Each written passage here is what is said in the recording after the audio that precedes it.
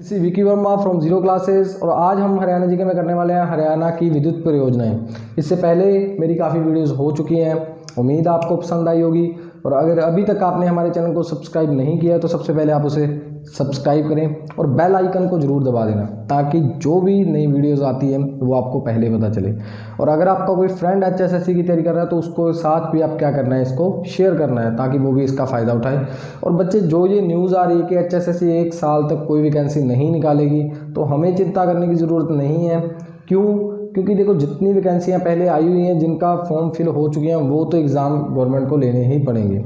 और रही बात आगे आने वाली वैकेंसी होगी तो हमें ज़्यादा टाइम मिला है। तो टाइम अगर मिला है तो सरकार को अगर इलेक्शन में अगर वोट चाहिए तो उसके लिए उसे वैकेंसी तो निकालनी पड़ेगी। तो आप थोड़ा उस तरफ से ध्यान हटा के आपको सिर्फ कहाँ ध्यान देना है, अपनी पढ़ाई पे। आपको अच्छे से ज़्यादा HSSC में हरियाणा जी के ज़्यादा पूछते हैं तो इस पर थोड़ा ध्यान दें। जितनी चीज़ें हम डीपली याद करना शुरू कर देंगे कि हमारी जो नॉलेज है, हम एक भी ऐसा क्वेश्चन ना हो जो हम ना कर पाएँ। शुरू करते हैं आज की जो पहली विद्युत परियोजना है। तो पहली है हमारी पानीपत तापीय विद्युत परियोजना। फर्स्ट परियोजना कौन सी है हमारी? पानीपत तापीय विद्युत परियोजना। फर्स्ट हमारी कौन सी है? पानीपत तापीय विद्युत परियोजना। और ये है कहाँ पे? तो ये है सिवाह। इसके बारे में हमें कितना याद रखना है? सिवाह पानीपत में। कहाँ? सिवाह पानीपत में है हमारी पानीपत विद्युत तापीय विद्युत परियोजना। तो है कहाँ पे? सिवाह गांव है एक, जिसके अंदर कौन सी है ये परियोजना लगाई गई। और सिवाह गांव कहाँ पे है? ये पानीपत के अंदर है। और ये इसकी स्थापना कब हुई थी? तो इसकी स्थापना जो है वो हुई थी 1 नवंबर। कब? 1 नवंबर 1989। कब हुई थी? 1989। 1 नवंबर 1989 को क्या की गई थी? इसकी स्थापना की गई थी। ठीक है बच्चे। और इसमें कितने मेगावाट जो है बिजली पैदा की जाती है? तो उसके लिए आपको क्या ध्यान रखना है कि एक तो है इसमें 250 मेगावाट के 2 यूनिट। कितने? 250 मेगावाट के जो हैं वो है 2 यूनिट। 250 मेगावाट के 2 यूनिट हैं 210 मेगावाट के। 2 यूनिट किसके हैं? 210 मेगावाट के। और एक आपको 110 मेगावाट के कितने यूनिट हैं हमारे? इसमें 4 यूनिट हैं 110 के। तो कितना हो गया?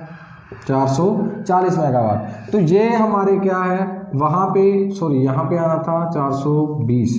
ठीक है। तो बच्चे, ये जो है इतनी वहाँ पे क्या होती है, बिजली पैदा की जाती है। कहाँ पे? कि 250 मेगावाट के कितने हैं? 2 यूनिट हैं। 210 के कितने यूनिट हैं? 2 यूनिट हैं। और 110 के कितने हैं? 4 यूनिट। और ये हमें एग्जाम में कई बार पूछा जाता है कि पानीपत विद्युत तापीय परियोजना के अंदर जो है 110 मेगावाट यूनिट के कितने 110 मेगावाट बिजली के लिए कितने यूनिट लगाए गए हैं? तो आपको ध्यान रखना है 4। अब रही बात हमें याद करने की, तो याद करने के लिए आपको सबसे पहले क्या याद रखना है? देखो, पानीपत से पानीपत तो आपको वैसे ही याद रह जाएगा कि ये पानीपत में है। अब सिवाह गांव याद रखना है, तो सिवाह याद रखने के लिए आपको क्या ध्यान रखना है कि देखो कुछ क्या होती हैं, जब कहीं पे कोयला या आग जलती है ना, आग जलती है जहाँ पे भी, क्योंकि देखो विद्युत पैदा की जाएगी तो वहाँ पे आग वाला सिस्टम तो होगा। और आग जहाँ पे जलती है ना, वहाँ पे स्वाह, राख को क्या बोल देते हैं? स्वाह बोल देते हैं। बोलते हैं ना कि राख जो होती है उसको स्वाह भी बोल देते हैं। वहाँ पे स्वाह तो होगी ही होगी।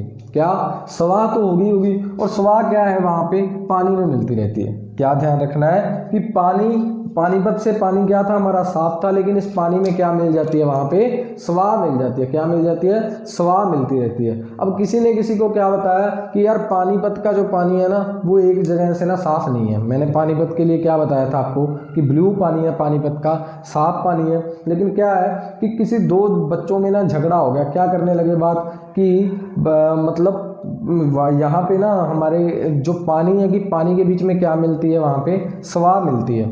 वहाँ पे जहाँ पे तापीय विद्युत परियोजना लगी है। अब दोनों में क्या हो गया? झगड़ा हो गया। वो कहता तेरे को कैसे पता, तू कैसे जानता है? तो वो बोला वहाँ पे मेरी कौन रहती है? वहाँ पे मेरी मासी रहती है। अब वहाँ पे मेरी कौन रहती है? मासी रहती है। मैंने वहाँ से देखा है। अब इसमें थोड़ा सा याद करना, यहाँ तक समझ आ रही है? अब क्या करना है कि उसने क्या बोला? वहाँ पे रहती है मेरी मासी, क्या कि वहाँ पे रहती है मेरी मासी, तो आपको वहाँ से ध्यान आएगा कि 1989 क्या रहती है मेरी मासी, जहाँ पे पानी में क्या मिलती है, स्वा, तो वहाँ रहती कौन है, रहती है मेरी मासी, 1989 आपको माइंड में हो जाएगा। तो जब भी आपको ध्यान में आएगा स्वा गांव में कौन सा है, पानी का विद्युत परियोजना कहाँ है, तो वहाँ पे पानी में क्या मिलती है, स्वा, तो स्वा जो है, तो तुम्हें कैसे पता, क्योंकि वहाँ पे रहता कौन है, मेरी मासी, और मासी से आपको ध्यान आ जाएगा 1989। तो ये हमारी ट्रिक रहेगी। और ये जो जितने मेगावाट की बिजली पैदा होती है ये आप थोड़ा ध्यान कर लेना। तो यहाँ तक आपको याद हो गया होगा। नेक्स्ट पे चलते हैं। समझ आ रही है बच्चे कि पानीपत विद्युत तापीय परियोजना कहाँ है, पानीपत में, पानी में क्या मिलता है, वहाँ स्वा, मेरे को कैसे पता, क्योंकि वहाँ पे कौन रहता है, मेरी मासी, मासी से आपको वैसे ही ध्यान आ जाएगा, मासी 1989। तो कब इसकी स्थापना की गई थी, 1989 में। नेक्स्ट हमारी आती है अरावली सुपर, अरावली कौन, अरावली सुपर विद्युत तापीय परियोजना। क्या विद्युत तापीय परियोजना कौन सी है हमारी, अरावली सुपर विद्युत तापीय परियोजना। कैसे याद रखना है, कैसे याद रखना है, तो पहली बात एक और याद रख लेना कि इसका जो सेकंड नाम है वो है इंदिरा गांधी सुपर, इसको दूसरा कौन सा नाम है इसका, इंदिरा गांधी सुपर विद्युत तापीय परियोजना, या तापीय विद्युत परियोजना कुछ भी लिख सकते हो, कि इंदिरा गांधी तापीय विद्युत परियोजना जो है इसका दूसरा नाम है अरावली का। और इंदिरा गांधी कौन थे, इंदिरा गांधी हमारे देश की क्या थी, प्राइम मिनिस्टर थी, प्रधानमंत्री थी। और आपको ये भी पता है कि हरियाणा के बारे में हमने एक बात याद रखी है, ये है कहाँ पे, पहले ये देखो, ये है झज्जर में, कहाँ पे है, झज्जर में। और आपको ये भी पता होगा कि सरकार को ज़्यादातर चिंता किन एरियाज़ की रहती है, कि जिन एरिया में क्या होता है कि लोग ज़्यादा गरीबी है ना, तो वहाँ पे क्या करना चाहिए, सरकार बड़े लेवल पे क्या करती है, कुछ प्रोजेक्ट स्थापित करते हैं ताकि वहाँ के लोगों को क्या मिलता रहे, काम मिलता रहे। हमें क्या ध्यान में रखना है कि झज्जर की हालत जो थी क्या हुई, वो जर्जर थी।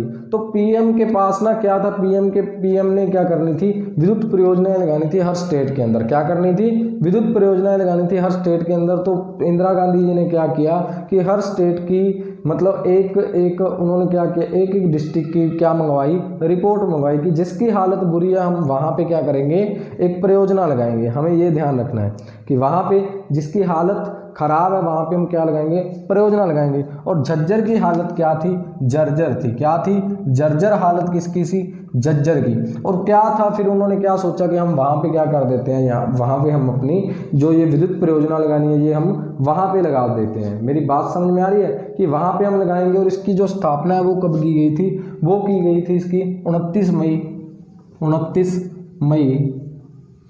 1986 को। कब, 1986 को, 29 मई 1986 को इसकी क्या की गई थी, स्थापना की गई थी। और इसकी जो क्षमता है वो कितने मेगावाट की है, तो 1500 मेगावाट की इसकी क्या है, क्षमता है, 1500 मेगावाट की इसकी क्या है, क्षमता है। तो आपको ये याद रखना कि 500 यूनिट की 500 यूनिट की 3 इकाइयाँ लगी है, क्या 500 यूनिट की 3 इकाइयाँ लगाई हुई हैं, कहाँ, इंदिरा गांधी तापीय विद्युत परियोजना में। तो ये हमें ध्यान में रखना है। तो आपको ध्यान आएगा कि अरावली सुपर विद्युत तापीय परियोजना कहाँ पे है, इंदिरा गांधी उसका नाम है सेकंड, अरावली वाली का। तो इंदिरा गांधी क्या सोचेगी, इंदिरा गांधी प्राइम मिनिस्टर थी। प्राइम मिनिस्टर किसके बारे में सोचेगा, जो डिस्ट्रिक्ट बिल्कुल पिछड़ा हुआ है, जिसकी हालत क्या है, जर्जर है। तो हमें ध्यान आ जाएगा कि प्रधानमंत्री ने जिस हालत जर्जर थी तो वो कहाँ पे है, झज्जर में। तो 29 मई 1986 को इसकी क्या की गई थी, स्थापना की गई थी। तो ये आपको क्या रखना है, ध्यान में रखना है। नेक्स्ट हमारा जो आता है वो है हमारा दीनबंधु छोटूराम। कौन सा, दीनबंधु छोटूराम। और दीनबंधु छोटूराम जी का नाम तो सभी ने सुना ही होगा। दीनबंधु छोटूराम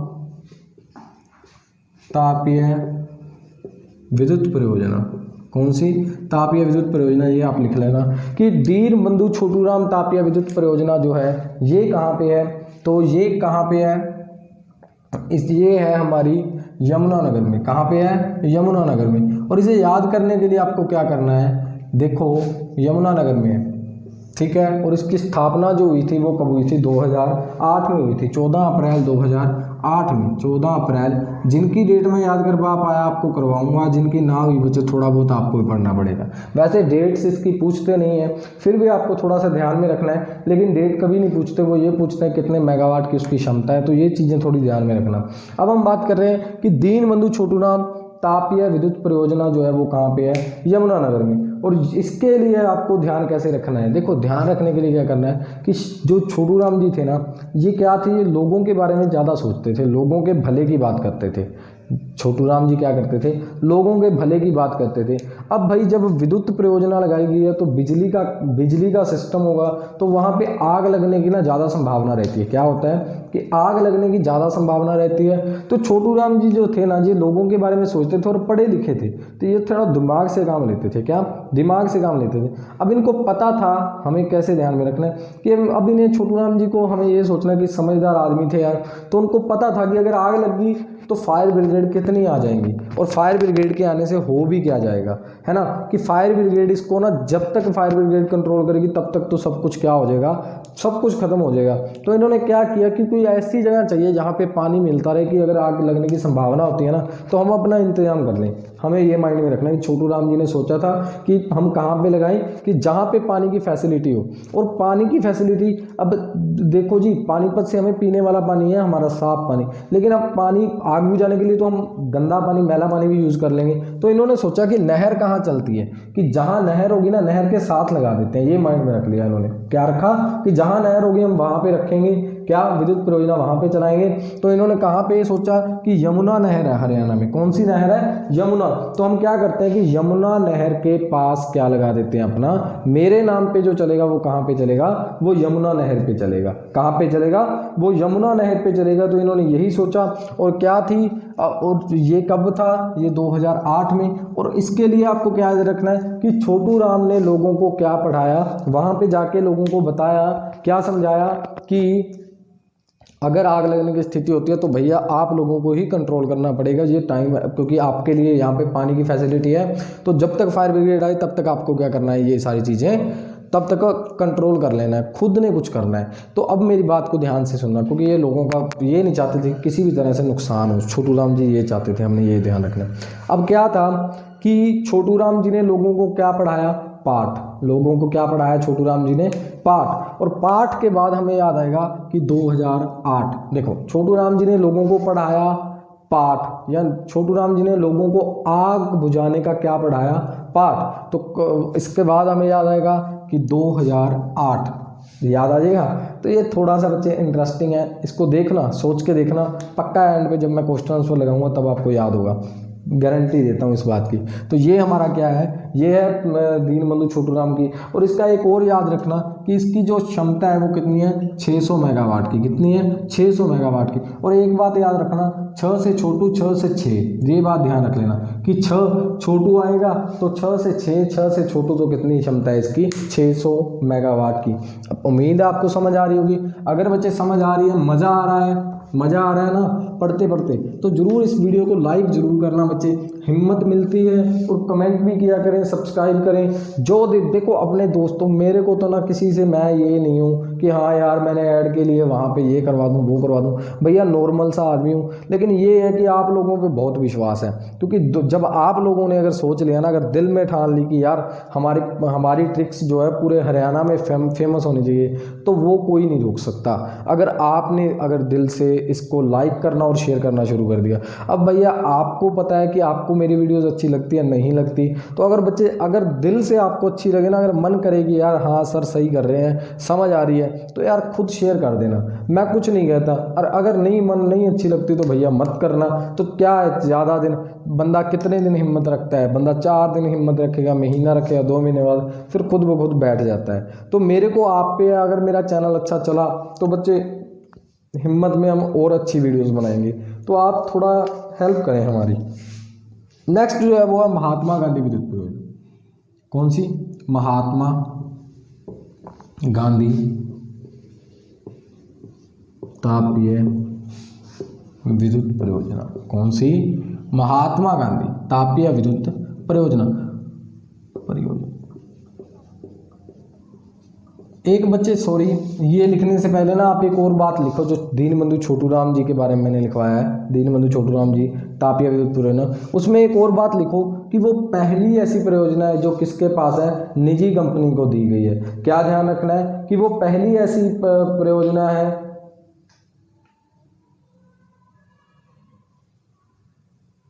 कि वो पहली ऐसी परियोजना है जो किसे दी गई है, जो निजी कंपनी को दी गई है। किसे दी गई है, निजी कंपनी को दी गई है। तो ये बात आप, ये किसकी बात कर रहा हूं मैं, जो दीन बंधु छोटू राम जी वाले लिखवाई है, तो वो क्या दी गई है, निजी कंपनी को सौंपी गई है। तो ये बात ध्यान में रखना कि जो निजी कंपनी को सौंपी गई है पहली परियोजना किसके पास है, वो थी दीन बंधु छोटू राम जी। और अभी मैंने आपको क्या बताया था कि दीन बंधु जो छोटू राम जी थे ना, वो लोगों का बहुत सोचते थे। तो उनको पता था कि अगर सरकारी कर्मचारियों के हवाले कर दिया ना इसके, तो क्या होगा, फिर तो ये परियोजनाएं कहाँ चलने वाली हैं। पता ही है आपको कि गवर्नमेंट के काम हमेशा अटके रहते हैं। तो ये क्या था कि उन्होंने कहा कि मेरे नाम पे जो बनेगी ना, ये प्राइवेट कंपनी ही चलाएगी, ताकि इसमें जो काम हो वो क्या हो, पूरी मतलब पूरे सही तरीके से काम हो। इसलिए हमें ये माइंड में रखना है कि दीन बंधु छोटू राम जी ने क्या किया था कि अपनी जो परियोजना थी उसको किसको दे दिया था, प्राइवेट कंपनी को दिया था। तो ये आपको ध्यान रखना है। अब बात आती है हमारे महात्मा गांधी जी की। महात्मा गांधी जी तापिया विद्युत परियोजना,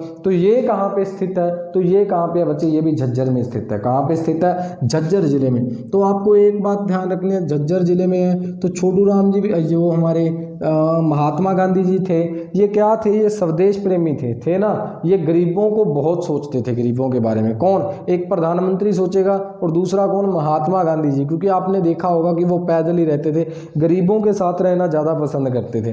तो महात्मा गांधी जी ने क्या सोचा कि मेरे जो गरीब भाई हैं ना, उनको काम मिले। क्या, उनको काम मिले। इन्होंने क्या किया था, इन्होंने चरखा चला के भी लोगों को क्या कहा था कि खुद के हाथ से बंदे को क्या करना चाहिए, काम करना चाहिए। कौशल विकास योजना, कौशल बंदे को क्या बनना चाहिए, को अपने हाथों से में कोई कौशल होना चाहिए जिससे बंदा क्या कर सके, अपनी जीविका कमा सके। तो हमें ध्यान रखना है कि महात्मा गांधी जी जो थे वो किसके बारे में सोचते हैं, गरीबों के बारे में। और गरीब हमारे कहाँ पे, हमने सोचा हुआ है कि झज्जर की हालत क्या है, थोड़ी झरझर है। बच्चे ये बुरा मत मान जाना, कहीं झज्जर वाले मेरी वीडियो देखें और वो सोचे कि मैं हमको गरीब, आपको नहीं बोल रहा। झज्जर का मतलब हमने झरझर याद रखना है। आप तो बहुत अच्छे हो। तो झरझर हालत थी किसकी, जिसकी झरझर हालत होगी जिस इंसान की, तो महात्मा गांधी जी किसकी, उसकी हेल्प करेंगे, वो गरीब होगा। तो जिसकी झरझर हालत थी, महात्मा गांधी जी ने क्या कहा, वहां पे मेरे नाम का क्या करो, आप विद्युत परियोजना लगाओ। और ये क्या थे, ये थोड़े देसी आदमी थे। देसी मतलब ये ज़्यादा एडवांस चीज़ें नहीं यूज़ करते थे। पता है ना कि जब कपड़े का युग था तब भी ये चरखा काट के अपना कपड़ा खुद बनाते थे। तो हमें क्या ध्यान रखना है कि महात्मा गांधी जी क्या थे कि स्वदेश प्रेमी थे। और ये क्या, गैस गूस पे कम ही विश्वास करते थे। तो ये किस पे विश्वास करते थे, तो कोयला ही जलाएंगे हम तो भाई, ये क्या बोलते थे, हम तो कोयला जलाएंगे। कौन, महात्मा गांधी जी। अब देखो टेक्नोलॉजी तो कहाँ से कहाँ पहुंच गई है ना, परमाणु संयंत्र भी लगने लग गए। लेकिन ये क्या बोलते थे कि हम तो भाई अपने कोयले से ही, देखो आज गैस चाहे घरों में आ गई, लेकिन कुछ बुजुर्ग ऐसे हैं जो कहते हैं भाई हम तो कोयले की रोटी ही खाएंगे। तो महात्मा गांधी भी क्या कहते थे कि हम तो भैया जो बिजली बनाएंगे ना, वो तो भैया हम तो बनाएंगे कोयले के ऊपर ही। तो आपको याद रखना है कि महात्मा गांधी जी जो थे वो स्वदेशी चीज़ों का ज़्यादा इस्तेमाल करते थे, और देसी चीज़ों का, तो वो कोयला आधारित जो परियोजना है वो कहाँ पे है। तो आपको ये आएगा कि जो पूर्ण रूप से कोयला आधारित विद्युत तापीय परियोजना है वो कौन सी है। तो याद रखना कि महात्मा गांधी जी की, ठीक है। और क्या था कि कहाँ पे स्थित है, तो आपको याद आ जाएगा कि झज्जर में है। झज्जर हालत वालों की हेल्प कौन करेगा, एक तो प्रधानमंत्री इंदिरा गांधी जी करेंगे और एक हमारे कौन करेंगे, महात्मा गांधी। दीन बंधु छोटू राम जी वो लोगों का भला सोचते हैं, ये हमें ध्यान रखना है। और इसकी क्षमता कितनी है, इसकी क्षमता जो है वो है 1320 मेगावाट। कितने हैं, 1320 मेगावाट। तो ये आपको क्या रखना है, थोड़ा ध्यान में रखना है। समझ आ गई बच्चे, याद रह जाएगा। अगर याद रहेगा तो थोड़ा आपको बस इतना करना है, अगर माइंड में रखना है ना, तो थोड़ी ट्रिक का ना आप हिंट लिख लिया करें। और जब भी आप इसको पढ़ोगे तो क्या हुआ, ये आपके माइंड में आ जाएगा। अब आपसे अगर कोई भी पूछता है ना कोयला आधारित विद्युत परियोजना कहाँ है, तो आपको याद रखना है महात्मा गांधी। और महात्मा गांधी ये कहाँ पे थे, हमने झज्जर में। समझ आ रही है। देखो झज्जर का झज्जर मैंने कब से बता रखा है आपको पिछली वीडियोस में। और जिसको ये नहीं पता है, पहली बार वीडियो देख रहा है, तो बच्चे थोड़ा अपना पीछे जाके ना मेरी वीडियोस देखें, आपको सारे डिस्ट्रिक्ट का पता चलेगा हमने किस नाम से जानना है सभी को। नेक्स्ट हमारा आता है काकरोई। कौन सा, काकरोई। काकरोई सूक्ष्म विद्युत तापीय परियोजना, काकरोई सूक्ष्म जल विद्युत परियोजना, सॉरी जल विद्युत परियोजना। अब मेरी बात को ध्यान से सुनना। देखो क्या था कि काकी रोई, क्या काकी रोई याद रखना है, काकी रोई, काकी बोल देते हैं ना कई बुजुर्ग औरतों को, क्या बोलते हैं काकी।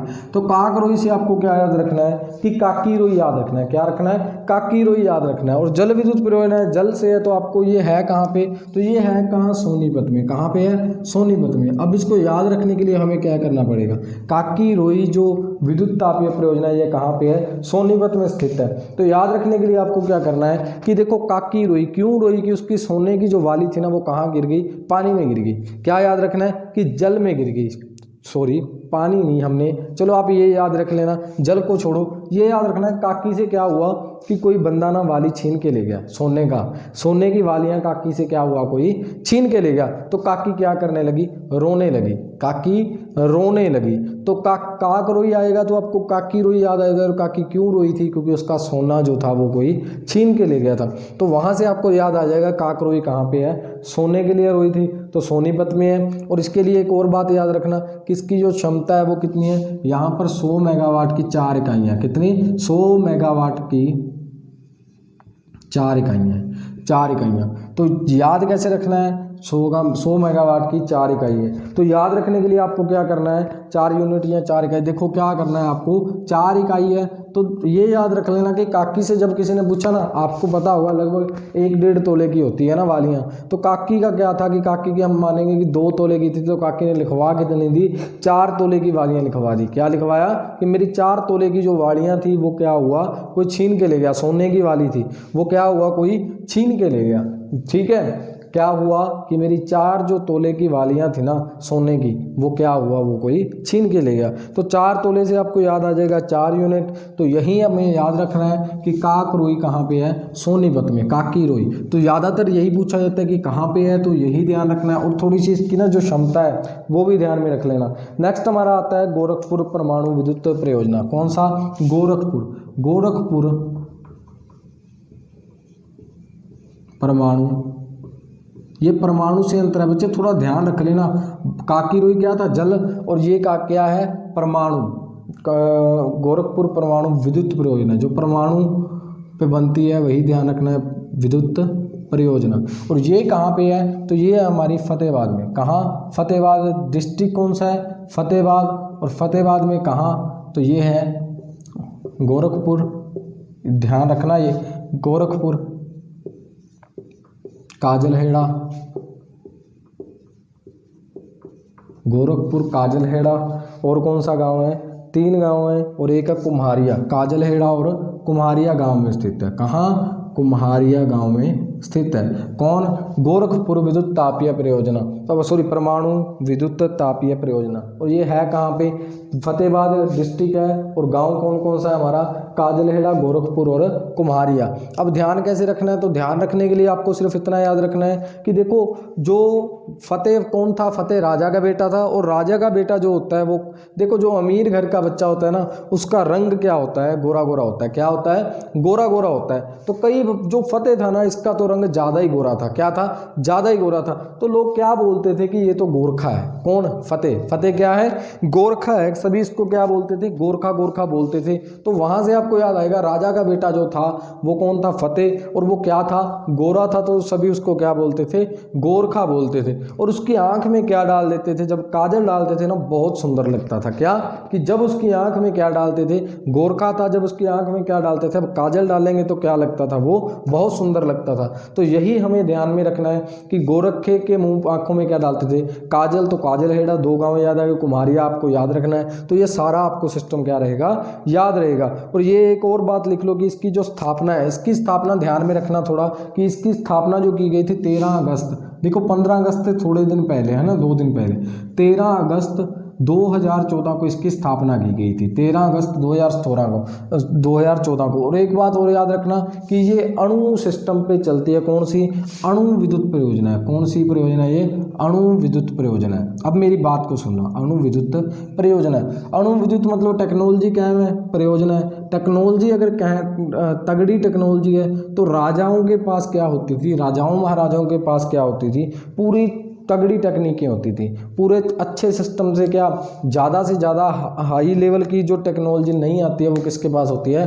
राजाओं के पास होती है। तो फतेह कौन था? राजा का बेटा था। तो राजा के बेटे के पास कौन सी टेक्नोलॉजी थी? अणु विद्युत परियोजना थी। और ये तुम्हें पता है कि आज की टेक्नोलॉजी है। 2014 में इसकी स्थापना हुई है। तो ये आपको ध्यान रखना है कि जो गोरखा था वो था, कौन था? फतेह सिंह था। और फतेह सिंह के पास क्या थी?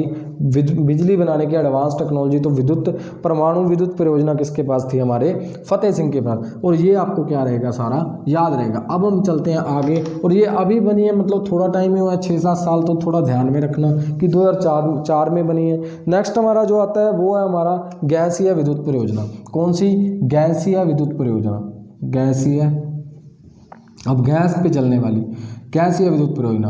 अब मेरी बात को सुनना कि जो कोयले पे चलेगा, जो सिस्टम कोयले पे चलेगा बच्चे, तो उसका क्या हाल होगा? वहाँ पे पोल्यूशन होगा। और ये जो है गैसीय विद्युत परियोजना, ये फरीदाबाद में है। कहाँ पे है? हमारी फरीदाबाद में। और जो फरीदाबाद में है तो फरीदाबाद से हमें क्या याद रखना था?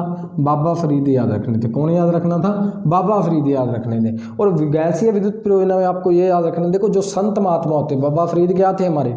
हमने संत बोला है हर एक वीडियो में उसको, उनको।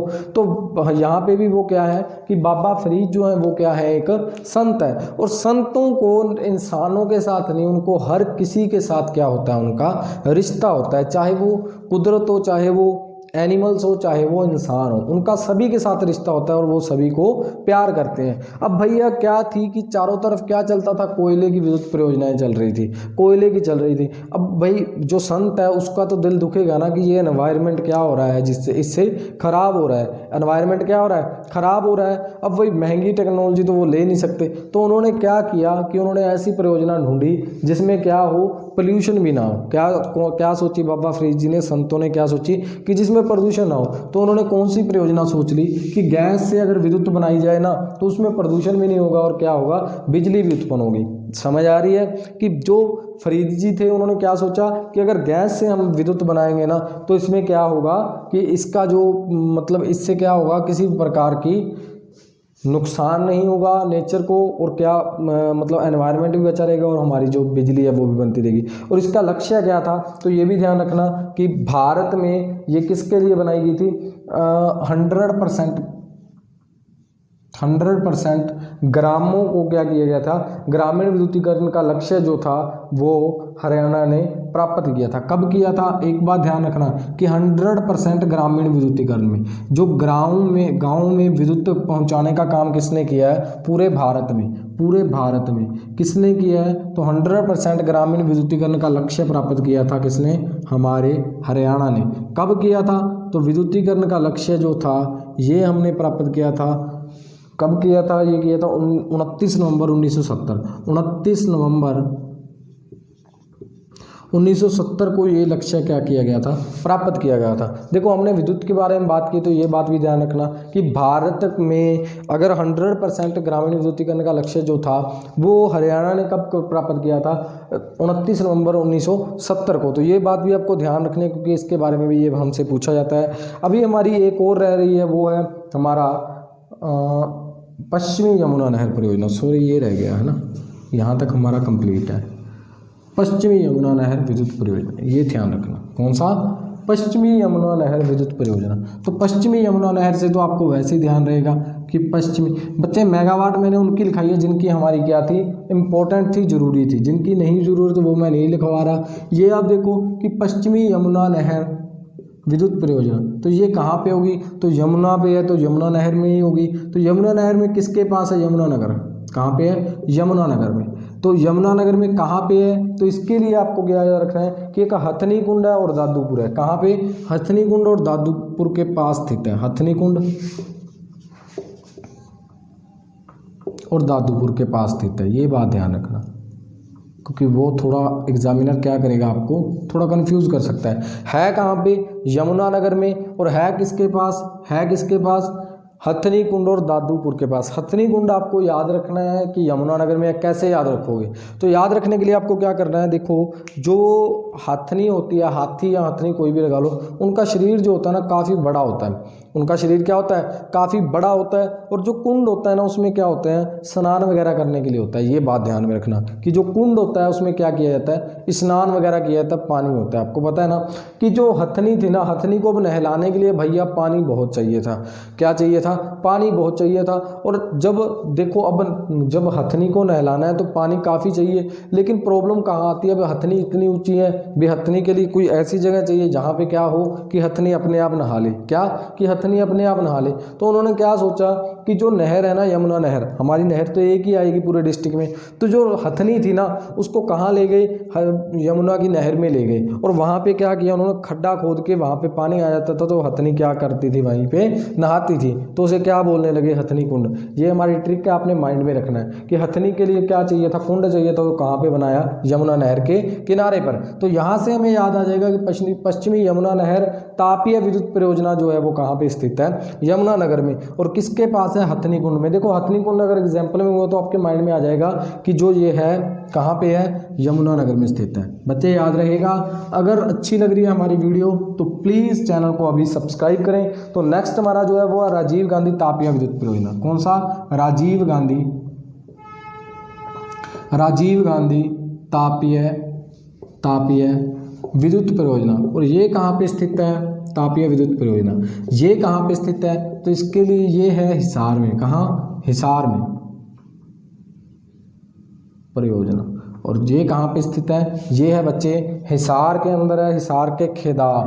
कहाँ, खेदार में, खेदार हिसार में।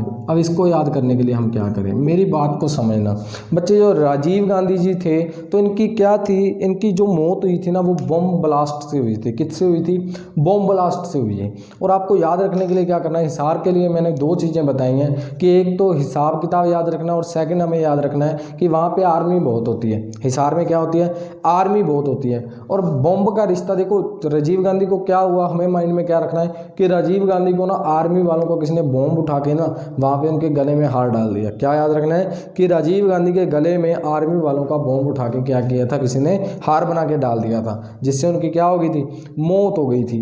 तो ये आपको क्या रखना है याद, जहाँ पे आर्मी की बात आ गई तो आपको याद आएगा कि हिसार। समझ आ रही है मेरी बात की कि आर्मी कहाँ है, हिसार में। और इस बात पे क्या किया, जब आर्मी वालों को पता चला कि हमारे यहाँ से चोरी हुआ था तो उन्होंने क्या बोला कि हमें खेद है, हमें बहुत दुख है इस बात से। क्या है, हमें खेद है। तो जब ये खेद की बात आएगी तो हमें याद आएगा खेदार। किसको खेद है, राजीव गांधी की मौत पर। किनको, आर्मी वालों को। किस बात से, क्योंकि उनका बॉम्ब चोरी होकर क्या किया था, किसी ने राजीव गांधी जी के गले में डाल दिया। तो हमें यहाँ से ये ट्रिक, रियल में ये नहीं था, रियल में कुछ और था, लेकिन हमें ट्रिक याद रखनी है, आर्मी वालों का बॉम्ब, क्योंकि आर्मी वालों के पास ही होता है। तो ये सारी बातें हमें क्या रखनी है, ध्यान में रखनी है, जिससे हमें क्या रहेगा, ये सारा याद रहेगा। अब हम बात करते हैं कि ये क्या थी, ये भारत की पहली परियोजना थी। क्या थी, भारत की पहली परियोजना थी, जिसे क्या, कौन सी परियोजना घोषित किया गया, मेगा परियोजना।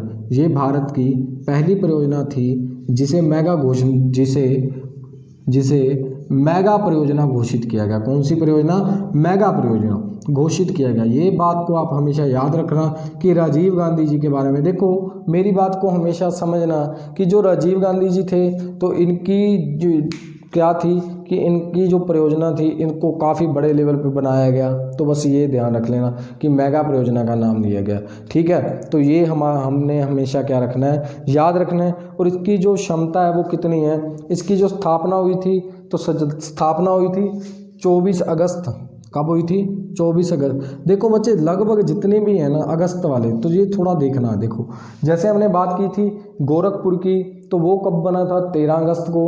अगर हम बात करते हैं हमारी राजीव गांधी, तो ये कब बना है, 24 अगस्त को। कब, 2010 में, 24 अगस्त 2010 कब हुई थी इसकी स्थापना, 24 अगस्त 2010 को इसकी क्या की गई थी, स्थापना की गई थी। वहाँ से हमें क्या रहेगा, याद रहेगा कि जो राजीव गांधी, इतना याद रखना। और इसकी जो क्षमता है वो कितनी है, वो है 1200 मेगावाट। कितनी है, 1200 मेगावाट है। और कितनी 1200 मेगावाट, मतलब 2 यूनिट लगे हुए हैं किसके, 600 मेगावाट के। ये बात आपको ध्यान रखनी है कि वहाँ पे क्या आता है एग्जाम में कि कुल क्षमता कितनी है, कई बार 1200 मेगावाट और कितने मतलब यूनिट की इकाइयाँ लगी हुई हैं। तो ये भी आपको याद रखना है कि 600 यूनिट की 2 इकाइयाँ लगी हुई हैं। यही हमारी क्या रहेंगी, विद्युत परियोजनाएं। और बहुत इंपॉर्टेंट है क्योंकि एग्जाम में इसके आने के 100% चांसेस है। जितना लिखवाया है उतना याद कर लेना, इससे ज़्यादा हमें करने की ज़रूरत नहीं है। और मेरे को उम्मीद है कि आपको याद हो गया होगा। और अगर बच्चे देखो थोड़ा बहुत होती हैं ट्रिक्स ऐसी कि जैसे हमें क्या करना पड़ता है, 2 मिनट थोड़ा सा रिमाइंड करना पड़ता है। जब आप रिमाइंड कर लोगे उसके बाद आप कभी नहीं बोलोगे। अब मेरी बात को सुनना कि मैंने आपको बोला था कि अब आपने मेरे को 2 क्वेश्चन देखो, सोचो आप माइंड में कि फर्स्ट मेरा क्वेश्चन ये है कि पानीपत तापीय विद्युत परियोजना जो है ये कौन से गांव में है, कौन से गांव में और इसकी स्थापना कब की गई। सेकंड हमारी है कि दीनबंधु छोटूराम जी, दीनबंधु छोटूराम जी विद्युत तापीय परियोजना है, ये कहाँ स्थित है। और थर्ड जो और इसकी स्थापना कब की गई, ठीक है, दीनबंधु छोटूराम विद्युत तापीय परियोजना की स्थापना कब की गई। और थर्ड जो आपका है कि कोयले पर आधारित जो विद्युत तापीय परियोजना है वो उसका नाम क्या है। ये 3 मैंने आपसे क्वेश्चन पूछे हैं और उम्मीद है आपको ये माइंड में आ गए होंगे। अगर आपके माइंड में इनके आंसर आ गए हैं तो आप ये सोच लो कि आपको याद हो गया है। क्योंकि देखो अभी तक तो मैंने ऑप्शन भी नहीं बोले, तो आपकी मतलब तैयारी अच्छी चल रही है। तो इस तैयारी को आप ऐसे बनाए रखने के लिए हमारे चैनल को अभी सब्सक्राइब करें।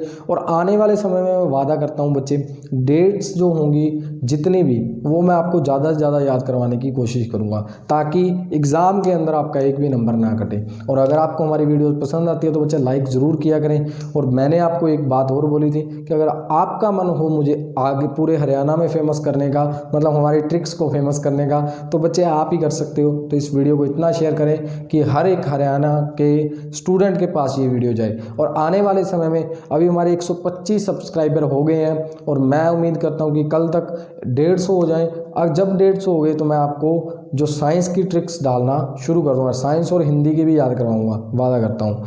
तो मिलते हैं नेक्स्ट वीडियो में, यहीं पर हम अपनी वीडियो ख़त्म करते हैं। तो बाय बाय, थैंक यू।